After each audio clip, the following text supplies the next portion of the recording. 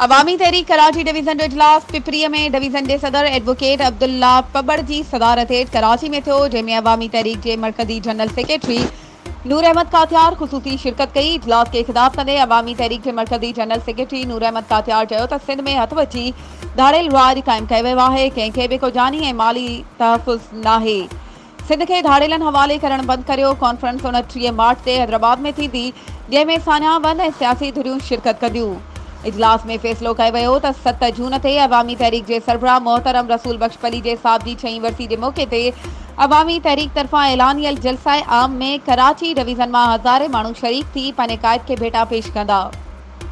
इजलास के ख़िताब कंदे अॻवाणनि चयो त पीपल्स पार्टी सिंध जो सौदो करे इक़्तिदार हासिल कयो आहे।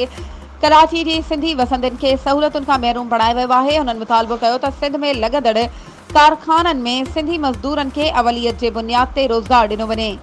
अफ़गानिस्तान मां स्मगल थियल हथियार सिंध जे धाड़ेलनि खे ॾेई सिंध जे अमन अमान खे वाना ऐं वज़ीरिस्तान जियां तबाह कयो वियो आहे।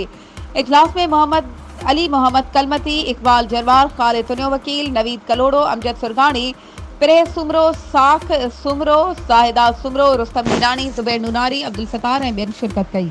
वधीक ख़बरुनि ऐं अपडेट्स जे लाइ असांजे चैनल खे सब्सक्राइब कयो ऐं हा, बेल आइकन खे प्रेस करणु न विसारिजो त जीअं असांजी हर नई अचण वारी वीडियो तव्हां ताईं पहुचे।